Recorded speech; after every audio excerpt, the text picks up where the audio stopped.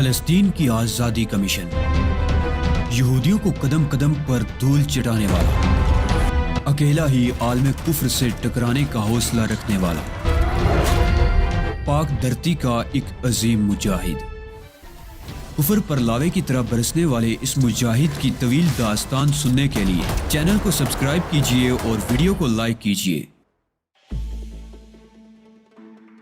کل تم کس وقت اپنا یہ مشن سنبھالو گے؟ دن کو 11 بجے وہ لوگ یہاں پہنچیں گے۔ اس کے بعد میں ان کے ساتھ ڈمبر کا کنٹرول سنبھال لوں گا۔ آخری سوال، اس وقت جزیرے پر کتنے آدمی موجود ہیں؟ وہی 2 ہیں اور ہم 2۔ تم نے کہا تھا یہ آخری سوال ہے۔ ہاں، یہ آخری سوال تھا۔ میں نے گہری سانس لے کر کہا، جینی کے بارے میں بتاؤ گے؟ تمہیں اس کی لاش دکھائی جا سکتی ہے، لیکن میں نے جو کچھ کہا تھا غلط نہیں کہا تھا۔ اسے تمہارے آدمیوں نے گولی مار کر ہلاک کیا ہے۔ نہیں، ہرگز نہیں۔ جینی جینی جینی۔ وہ اپنی جگہ سے اٹھا اور باہر دوڑ پڑا۔ دروازے پر کھڑے شارٹو کو اس نے زور سے دھکا دیا اور شارٹو گرتے گرتے بچا، لیکن سنبھلتے ہی اس نے سٹین گن کا فائر کھول دیا اور لاتعداد گولیاں فارنوس کے بدن میں اتر گئیں۔ وہ اپنی جگہ کھڑا کچھ دیر جولتا رہا اور پھر اوندے منہ زمین پر آ رہا۔ میں باہر نکل کر شارٹو کے پاس آ کھڑا ہوا۔ شارٹو نے چونک کر مجھے دیکھا اور پھر بھرائی ہوئی آواز میں بولا، سوری چیف، بس بے اختیار ہی یہ سب کچھ ہو گیا۔ اس کا یہ انجام تو ہونا ہی تھا شارٹو، وقت سے پہلے تو نہیں ہو گیا چیف۔ میرا مطلب ہے تم نے اس سے اپنے کام کی باتیں معلوم کر لی، کافی حد تک، تھینکس گاڈ، ورنہ میں یہ سمجھا کہ یہ کسی طرح تمہیں ڈاج دے کر نکل بھاگا ہے۔ بس بے اختیار ہی میں نے فائر کھول دیا تھا۔ میں نے کوئی جواب نہیں دیا اور پھر اس کی لاش کے پاس پہنچ گیا۔ سولیتا سے پیار کرتا تھا۔ پیار تو وہ لوگ بھی کرتے ہیں جن پر ان لوگوں نے عرصہ حیات تنگ کر دیا ہے۔ اس وقت ان کے جذبات کہاں سو جاتے ہیں۔ غلط نہیں ہوا شارٹو، سب ٹھیک ہے۔ تم اس کی موت سے کچھ افسردہ ہو گئے ہو چیف؟ ہاں، ایک غبار سا آیا تھا دل پر، لیکن اب سب ٹھیک ہے، میں نے جواب دیا۔ اس کی لاش کو ہم لوگ اندر اٹھا لائے۔ میرا ذہن گہری سوچ میں ڈوبا ہوا تھا۔ کچھ دیر کے بعد شارٹو کی آواز ابھری، اب کیا پروگرام ہے چیف؟ میں چونک پڑا، شارٹو کو دیکھتا رہا۔ یہ قابل اعتماد شخص تھا۔ یہاں میرے پاس کوئی معاون نہیں تھا، بالکل تنہا رہ گیا تھا ان حالات میں۔ کافی غور و خوض کے بعد میں نے کہا، شارٹو، میرا ایک کام کرنا۔ کیا چیف؟ تمہیں اس جزیرے تک آنے جانے میں کوئی دقت تو نہیں ہوگی؟ کشتی ہو تو کیا دقت ہو سکتی ہے؟ میں کچھ عجیب سی کیفیات کا شکار ہو گیا ہوں شارٹو۔ ایک بات بری طرح محسوس ہوتی ہے۔ وہ کیا چیف؟ شارٹو، مارشل پر آبدوز کے حصول کے لیے کام کرنے والا پورا عملہ ہے، لیکن کیا ان میں سے کوئی قابل بھروسہ ہے؟ شارٹو خاموش ہو گیا۔ پھر اس نے کہا، تم نے تجزیہ کیا ہے چیف؟ اب اور کتنے تجزیے کروں گا؟ تمہیں یہ علم نہیں کہ میں کس طرح فورکاس تک پہنچا تھا؟ کئی بار دل چاہا چیف، لیکن کچھ پوچھنے کی ہمت نہیں پڑی۔ جہاں تک مارشل پر موجود لوگوں کا تعلق ہے، وہ بڑے بڑے لوگ ہیں چیف۔ شارٹو بہت چھوٹا آدمی ہے۔ بڑے لوگ بڑے جال میں پھنس جاتے ہیں، چھوٹے لوگ قابل توجہ ہی نہیں ہوتے کسی کے لیے، اور یہ ان کی خوش قسمتی ہوتی ہے۔ میں بھی ان خوش قسمتوں میں سے ہوں، اسی لیے اپنے وطن کا وفادار ہوں، ورنہ اگر کسی قابل ہوتا تو ممکن ہے اپنے کسی مفاد کے لیے بک جاتا۔ ٹھیک کہتے ہو شارٹو۔ اچھا یہ بتاؤ کہ اتنے دن تک مارشل سے غائب رہنے کے بارے میں باز پرس ہو سکتی ہے مجھ سے چیف؟ ہاں، قطعی نہیں۔ مجھے وہاں کام ہی کیا ہے، اکثر این کے پر رہ جاتا ہوں، تنخواہ تو ملتی ہی ہے۔ باقی عیش میں جب بڑے کوئی کام نہیں کرتے تو چھوٹوں کے تو عیش ہی ہوتے ہیں۔ میری کینٹ سے گفتگو ہوئی تھی، میں نے اسے بتایا۔ کس موضوع پر؟ شیری اس کی بیوی نہیں بلکہ اس کی نگراں تھی۔ اس کی بیوی اور بچے حائل کی قید میں ہے، اسی بنا پر وہ حائل کے قبضے میں ہے۔ اوہ، شارٹو کسی سوچ میں ڈوب گیا، پھر بولا، میں اس کے اس بیان کی تصدیق کرتا ہوں چیف۔ وہ کیسے؟ کئی بار میں نے اسے بچوں کی طرح روتے دیکھا ہے۔ میں یہی سمجھتا تھا کہ اوقات سے زیادہ پی گیا ہے۔ اس نے مجھے یہ بات بتا دی تھی، لیکن اب شیری مر چکی ہے۔ یہ بھی نیا انکشاف ہے میرے لیے۔ اسے آئی وان فیرو نے میرے سامنے قتل کیا تھا، اس جرم کی پاداش میں کہ اس نے مجھے فیرو کا پتہ بتایا تھا۔ ساری باتیں الجھی ہوئی ہیں چیف۔ بہتر ہے میرے بیجے کو خالی رہنے دو، مجھے صرف ایک مشن کی طرح استعمال کرو، مدبر نہ بناؤ۔ نہیں شارٹو، پوری کہانی سن لو تاکہ اس کے بعد جو کچھ کرو حالات کی روشنی میں کرو۔ پہلے ایک بات بتاؤ چیف، کیا اسے یہ معلوم ہو سکا کہ یہاں اس کے کتنے آدمی اور موجود ہیں؟ بقول اس کے یہاں صرف 4 آدمی تھے، سولیتا، وہ خود اور 2 جو مر چکے ہیں۔ گویا فی الحال فرصت ہے، تو پھر چیف کیوں نہ کافی بنائی جائے تاکہ دل و دماغ روشن ہو اور ان کی روشنی میں ہم بہتر اقدامات کر سکیں، شارٹو نے کہا، اور میں نے اس کی تجویز سے اتفاق کر لیا۔ شارٹو نے یہاں سارا سامان دیکھ لیا تھا۔ اس نے کافی بنائی اور ہم بسکٹوں کے ڈبے کھول کر مصروف ہو گئے۔ मैंने शार्टो को उसकी जगह के बारे में बताया जहां मेरा ट्रांसमीटर मौजूद था, वो ट्रांसमीटर जिस पर तहजीब माल्कम एक्स से गुफ्तगू की जा सकती थी। इस दौरान वो कई बार याद आई थी। तुम उसे लेकर यहाँ आ जाओ, ये जगह फिलहाल हमारा हेडक्वार्टर रहेगी और हम यहाँ से कार्रवाई करेंगे। मैं ये काम कर लूंगा चीफ। और कुछ, तुम इस दौरान यही रहोगे? नहीं, मेरा मिशन कुछ और है। इस मिशन में मेरी जरूरत तो नहीं है। नहीं, दरअसल मुझे जो कुछ मालूम हुआ है वो। एक मिनट चीफ, मेरी एक दरखास्त कबूल कर लो। उसने मुझे बात पूरी न करने दी। कहो तुम क्या चाहते हो? मुझे सिर्फ वो बातें बता दिया करो जिनकी रोशनी में मुझे अपना काम करना हो। जरूरत से ज्यादा बातें मेरे दिमाग में आ घुसती हैं तो गड़बड़ हो जाती हैं और मैं रास्ता भटकने लगता हूँ। कुछ न बताओ मुझे, बस ये कहो कि शार्टो तुम्हारी ये ड्यूटी है। ओह, मैं मुस्कुराया। ठीक है शार्टो, तुम्हें बस ये करना है। वो ट्रांसमीटर तुम्हें हासिल करके यहाँ लाना है। बज़ाहिर अभी ये जगह महफूज है, लेकिन तुम्हें मेकअप तब्दील करना होगा। हाँ चीफ, ये जरूरी है। फोरकास्ट पर क्या तबाही फैली, इसकी रिपोर्ट भी मैं तुम्हें दूंगा। लेकिन एक बात जहन में रखना, फैरो पागल कुत्तों की तरह हमें तलाश करेगा और हर इम्कानी जगह को छान मारेगा। मैं भी उसी के बारे में सोच रहा था। कॉफी के बाद हम अपना मेकअप तब्दील करेंगे। मैं तुम्हारा इंतजाम भी कर दूंगा। मेकअप का सामान तो तुम्हारे पास है। यहाँ मैंने अक्लमंदी की है चीफ, एहतियातन ले आया था। मुझे मालूम है, मैंने कहा। इसके बाद मैंने मेकअप के सामान का जायजा लिया।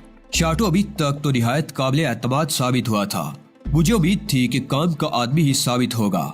मैंने शार्टो से चेहरा तब्दील करने के लिए कहा और वो फखरिया अंदाज में अपने काम में मशगूल हो गया। उसने मुख्तसर सा मेकअप करके अपनी शक्ल में नुमाया तब्दीली पैदा कर ली थी। फिर उसने कहा, आओ चीफ, तुम्हारे चेहरे की भी थोड़ी सी ओवरहालिंग कर दूं। मैं खुद कोशिश करूंगा शार्टो, कहीं गलती हो तो तुम मुझे गाइड कर देना, मैंने कहा।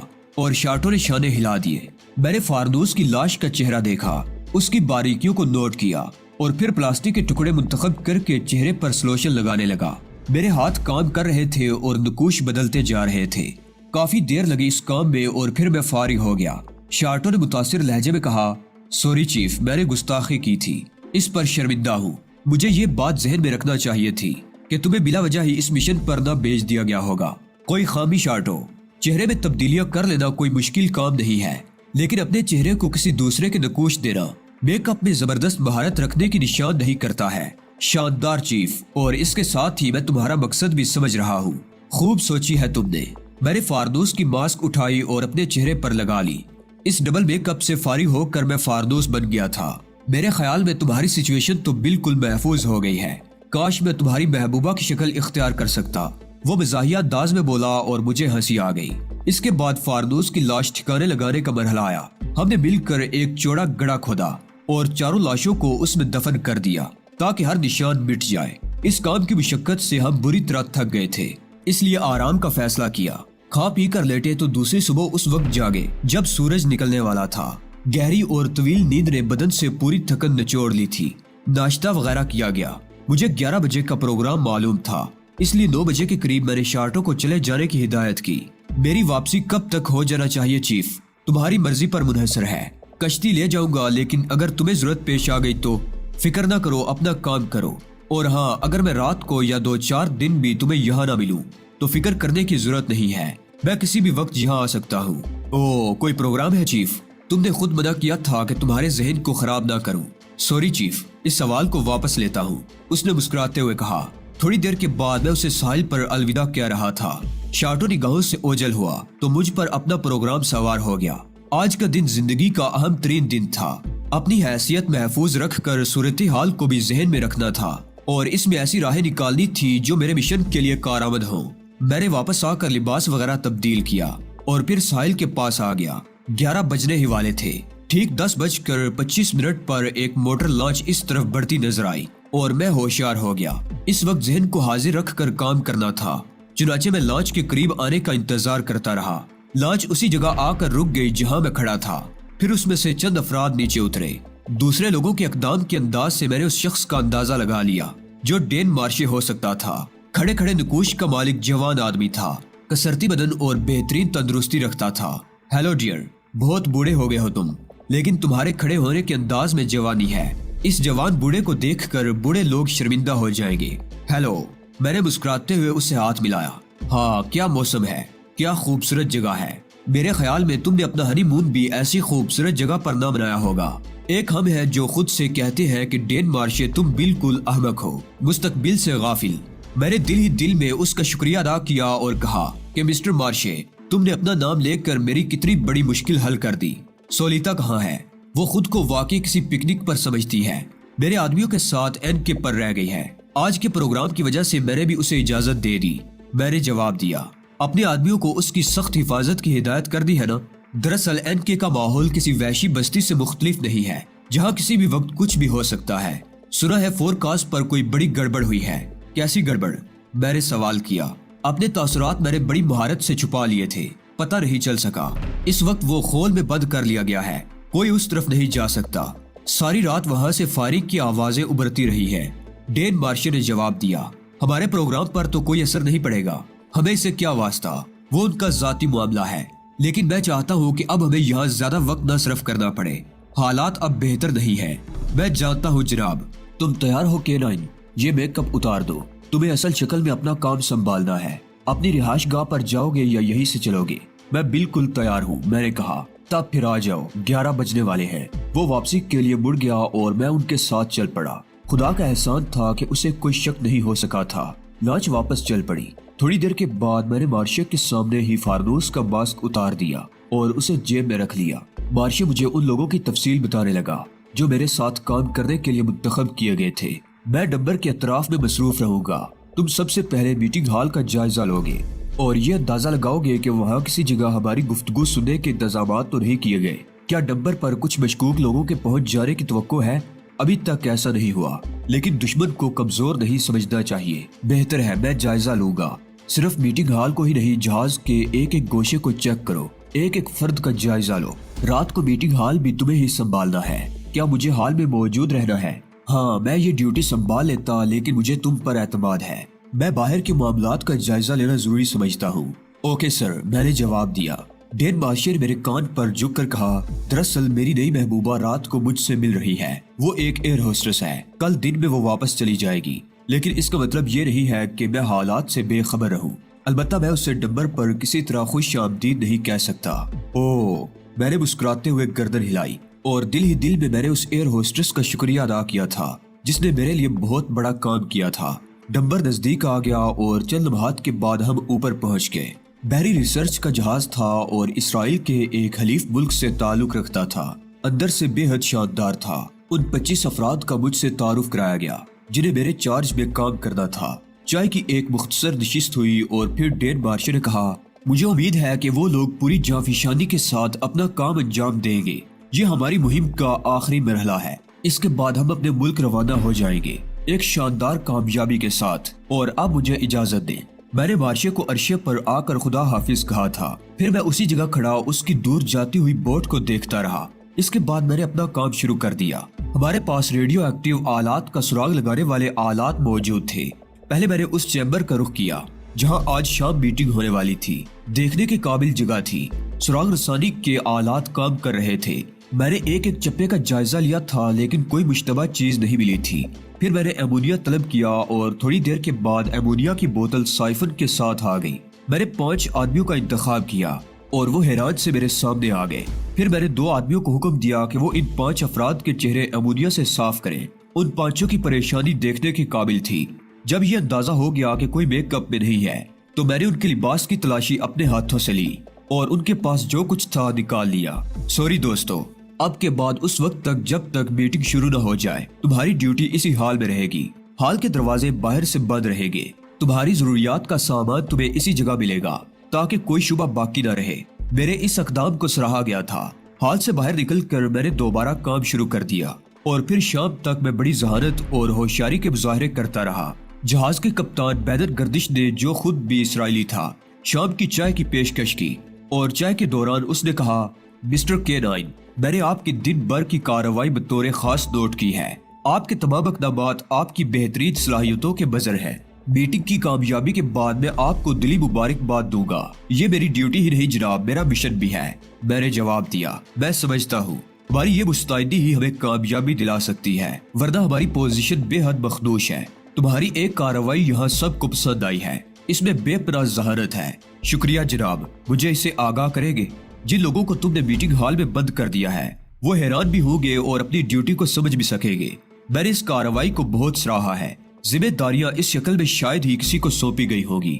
7 بجنے میں 5 منٹ تھے جب ڈین مارش جہاز پر آیا اور اس نے یہاں کی صورتحال مجھ سے معلوم کی۔ کپتان گردش اس کے ساتھ تھا۔ ہیلو K9، سنا ہے تم نے سب کچھ بڑی خوبی سے سنبھال رکھا ہے۔ سب ٹھیک ہے جناب، اب تم ہال میں پہنچ جاؤ۔ مہمان ٹھیک 7 بجے ہال میں داخل ہو جائیں گے۔ میں تیار ہوں جناب، مجھے تمہاری بہترین کارکردگی کی رپورٹ مل گئی ہے۔ اس کے بعد میں کل دن میں کسی وقت تم سے مل سکوں گا۔ جہاز کے باہر کے معاملات کی طرف سے اطمینان رکھنا۔ میں مستعد ہوں مسٹر مارشے، میں نے کہا۔ اوکے، اجازت۔ مارشے چلا گیا۔